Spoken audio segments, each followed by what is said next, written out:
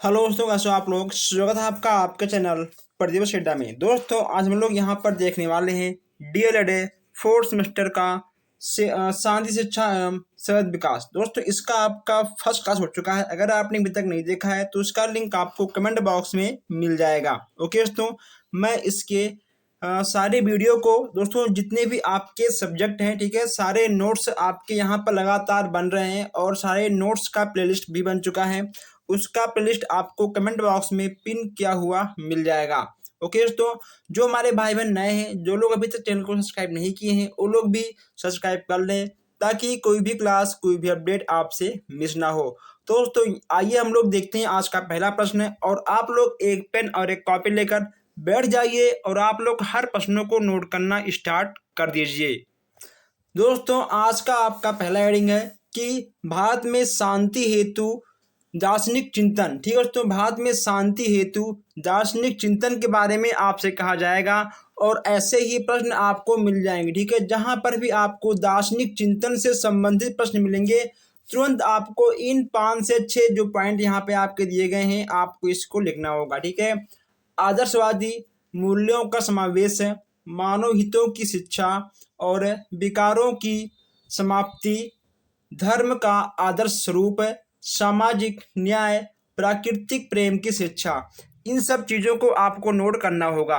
अब यहाँ पर सबसे मोस्ट इम्पॉर्टेंट प्रश्न है गांधी दर्शन और शांति। ठीक है, गांधी दर्शन और शांति के बारे में पूछ लेगा। तो देखिए यहाँ पे आपको ये भी आप नोट कर सकते हो, इसको भी आपको ऐड करना होगा कि शांति का आशय शांति सद्भाव, ठीक है, शांत युद्ध के अंत से है। ओके दोस्तों, शांति के बिना जीवन का कोई आधार नहीं है, शांति के बिना जीवन का कोई भी आधार नहीं है। इसके साथ साथ आप इन 6 पॉइंट को भी नोट कर सकते हो। सत्य का समावेश, अहिंसा की शिक्षा, उसके बाद दोस्तों सादगी का जीवन, समानता की भावना और राम राज्य की कल्पना, सामाजिक न्याय। ये सब हमें कब मिलेगा? जब हमारे देश में, हमारे समाज में शांति का भावना उत्पन्न होगा। ठीक है, हर एक व्यक्तियों में शांति का भावना उत्पन्न होगा, तभी ये आपका सत्य, अहिंसा, सादगी, समानता, राम राज्य, ठीक है, सामाजिक न्याय, तभी ये आपको देखने को मिलेगा। तनाव एवं शक्ति, यहाँ से भी प्रश्न आपके मिल जाते हैं। तनाव एवं शक्ति, देखिए तनाव शारीरिक एवं मानसिक असमानता के कारण उत्पन्न होता है। अगर हमारे बॉडी में, अगर हमारे मस्तिष्क में कोई भी असमानता है, कहीं पर भी किसी भी प्रकार का दुख दर्द है, तो कहीं ना कहीं हमें अशांति और तनाव झेलना पड़ सकता है। आइए दोस्तों अब यहाँ देखते हैं योग का अर्थ। यहाँ से ये प्रश्न आपके बहुत ही अच्छे खासे बन जाते हैं। अगर हम यहाँ दोस्तों की बात करें योग की, तो योग शब्द संस्कृत के युज धातु से बना हुआ है। इसका अर्थ होता है जोड़ना। पूछेगा आपसे कि योग का अर्थ क्या होता है, तो आपको लिखना होगा योग का अर्थ होता है जोड़ना। ओके, इसमें क्या होगा? योग का अर्थ होता है आपका जोड़ना। चलिए नेक्स्ट यहाँ पे आपका है अष्टांग योग। अष्टांग योग आपका क्या होता है? ठीक है, अष्टांग योग के बारे में आप क्या जानते हैं? अष्टांग योग का अंतिम लक्ष्य क्या होता है? अष्टांग योग किसे कहते हैं? ये सब प्रश्न आपके एग्जाम में बन जाएंगे। अष्टांग योग के बारे में जानकारी दीजिए, ऐसे भी क्वेश्चंस आपके एग्जाम में बनेंगे। तो आपको लिखना होगा कि चित्त की शुद्धता और पवित्रता को बनाए रखने के लिए योग दर्शन में योग क्रिया के 8 प्रकार बनाए गए हैं, जो जिसे हम अष्टांग कहते हैं। ओके दोस्तों, जो आपके योग के 8 प्रकार हैं, उन्हीं प्रकारों को मिलाते हैं तब अष्टांग योग की उत्पत्ति होती है। अब जब 8 योग हैं आपके, तो कौन कौन से हैं ये भी आपसे प्रश्न मिल जाएगा। ठीक है, योग के 8 अंग, योग के 8 अंग आपके कौन कौन से हैं, ये भी यहाँ पे देखने को आपको मिल जाएंगे। तो दोस्तों आप इन चीज़ों को नोट कर लीजिएगा। ठीक है, यह आपका जरूर आएगा, चाहे कुछ है या फिर ना आए। यम, नियम, आसन, प्राणायाम, प्रत्याहार, धारणा, ध्यान और समाधि। ओके दोस्तों, यम, नियम, आसन, प्राणायाम, प्रत्याहार, ध्यान और समाधि। ठीक है, आप दोस्तों इसको बहुत ही इजली तरीकों से याद भी कर सकते हो। नेक्स्ट यहाँ पे आपका है यम के प्रकार। अब देखिए यहाँ पे आपको हर एक एक का प्रकार भी देखने को मिल जाएगा। यम के प्रकार आपके हैं 5 दोस्तों। यम के कितने प्रकार हैं? यम के आपके 5 प्रकार हैं। कौन कौन सा है? अहिंसा, सत्य, अस्तेय, ब्रह्मचर्य और परिग्रह। ठीक है दोस्तों, अब ये आपका अहिंसा क्या होता है? किसी भी प्रकार की हिंसा ना करना ही अहिंसा कहलाता है। अहिंसा क्या होता है? किसी भी प्रकार का हिंसा ना करना ही आपका अहिंसा कहलाएगा। अगर उसकी का हम बात करें सत्य की, तो जो व्यक्ति झूठ बोलता है, सत्य नहीं बोलता है, वह आपका असत्य होगा और सत्य बोलने वाला हमेशा सत्यवादी कहलाएगा। ओके, तो इन सब चीज़ों को आप नोट कर लीजिएगा, ऐसे ही प्रश्न आपके बन जाएंगे। नेक्स्ट यहाँ पे आपका है नियम। नियम के प्रकार। अब यहाँ आपको नियम के प्रकार के बारे में बताना होगा। नियम कितने प्रकार के होते हैं? 5 प्रकार के होते हैं। यम कितने प्रकार के होते हैं? 5 प्रकार के होते हैं। ठीक है, यम के प्रकार 5, नियम के प्रकार 5 है। अभी आपके नियम के प्रकार कौन कौन से हैं? शौच है, संतोष है, तप है, ओके, तो स्वाध्याय है और ईश्वर परिधान है। ओके, तो यानी जो आपका ठीक है नियम है, जो देखिए तो नियम ठीक है आपके 2 प्रकार के होते हैं। जो आप सुबह का नियम, ठीक है, शाम का नियम। तो इस तरह के प्रश्न आपके देखने को मिल जाएंगे। आसन, कभी कभी ठीक है दोस्तों आपसे पूछ लेगा आसन के बारे में आप क्या समझते हैं। ठीक है, आसन, आसन से आप क्या समझते हैं? आसन के बारे में टिप्पणी करिए। आसन योग का तीसरा महत्वपूर्ण अंग है। ठीक है, आप ध्यान दीजिए, आसन योग का तीसरा महत्वपूर्ण अंग है, जिसका अर्थ है शरीर की विशेष मुद्रा में रखना। ठीक है दोस्तों, शरीर को विशेष मुद्रा में रखना, वह आपका आसन के अंतर्गत आ जाएगा। आसन के मुख्य कितने प्रकार होते हैं, ये भी आपसे पूछ लेगा एग्जाम में, तो आप लोग ध्यान रखिएगा कि आसन के मुख्यतः 3 प्रकार होते हैं। कितने होते हैं? आसन के मुख्यतः आपके 3 प्रकार ही होते हैं। चलिए, बस इतना पूछेगा आपसे और नहीं पूछेगा। नेक्स्ट यहाँ पे आपका है कि प्रमुख शांति मूल्य एवं शिक्षा द्वारा उनका विकास। अब यहाँ मुख्य शांति की बात की जा रही है। ठीक है, और शिक्षा द्वारा उनका विकास की बात की जा रही है। यानी अगर शांति रहे, ठीक है, तो शांति का प्रभाव शिक्षा पे क्या पड़ेगा। ओके दोस्तों, और शिक्षा के लिए शांति क्यों आवश्यक है, ये भी यहाँ पे आपको देखने को मिल जाएगा।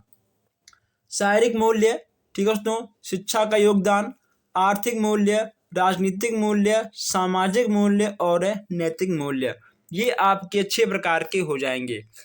आइए अब आगे बढ़ते हैं। नेक्स्ट यहाँ पे आपका है कि मानवाधिकार। मानवाधिकार आपका हो जाएगा कि विश्व मानवाधिकार दिवस प्रत्येक वर्ष 10 दिसंबर को मनाया जाता है। ठीक है दोस्तों, भारत में 28 सितंबर 1993 से मानवाधिकार कानून पर अमल किया गया था। ओके, जैसे यहाँ पे आपका है कि 12 अक्टूबर 1993 में सरकार ने राष्ट्रीय मानवाधिकार आयोग का गठन किया था। इन तीनों पॉइंट को आपको नोट करना होगा। नेक्स्ट यहाँ पे आपका है लोकतंत्र।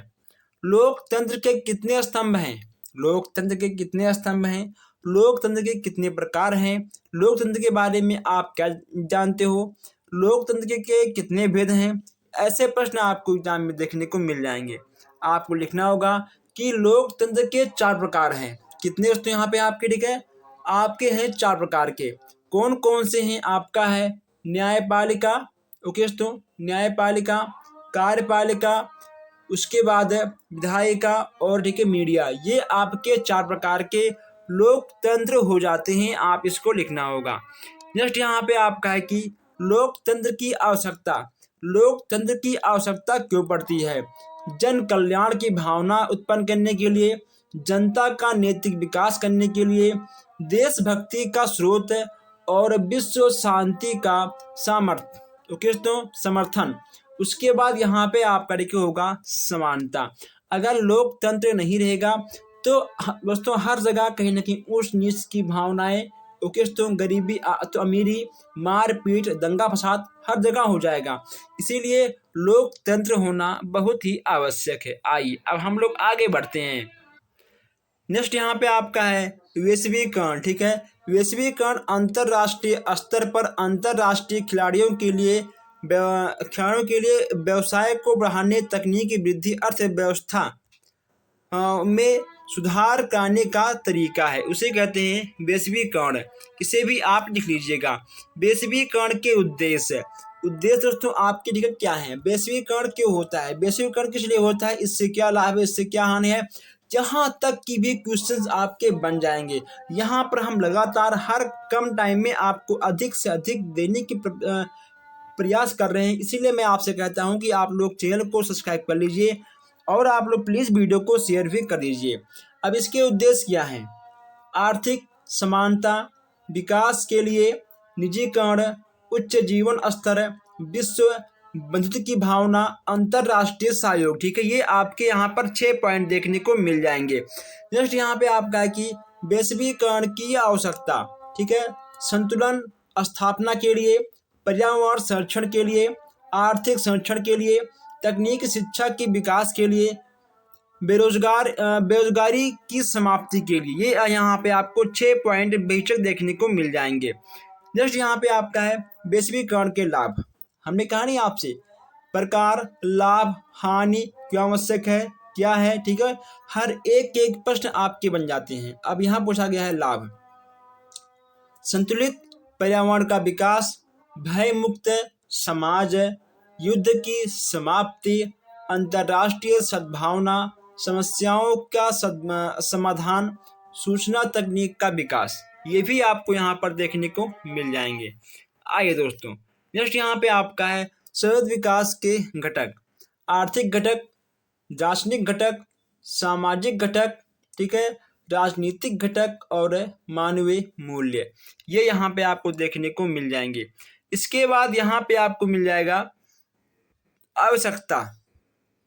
यहाँ पे आवश्यकता भी बताना होगा कि आखिर इसकी क्यों आवश्यकता है, क्या आवश्यकता है। संतुलित विकास, उच्च स्तरीय, ओके दोस्तों, उच्च स्तरीय समक्ष, मानवीय मूल्यों का विकास, समस्याओं का समाधान, आर्थिक विकास और सामाजिक विकास। ये आपके 6 के 6 पॉइंट बिल्कुल सही हो जाएंगे। नेक्स्ट यहाँ पे आपका है वातावरण कितने प्रकार के होते हैं। दोस्तों, वातावरण आपके कितने प्रकार के होते हैं आप बताइए।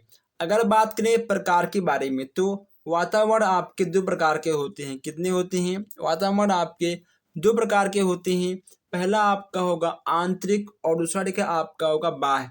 आंतरिक वातावरण और बाह्य वातावरण ये यहाँ पे आपको देखने को मिल जाएगा।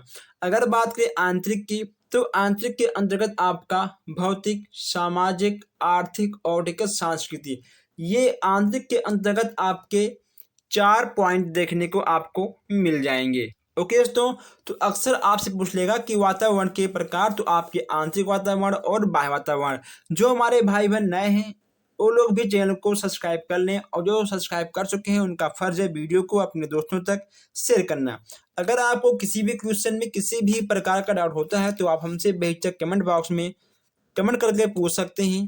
तो दोस्तों बस आज के लिए इतना ही, मिलते हैं फिर आपसे नेक्स्ट क्लास में। धन्यवाद।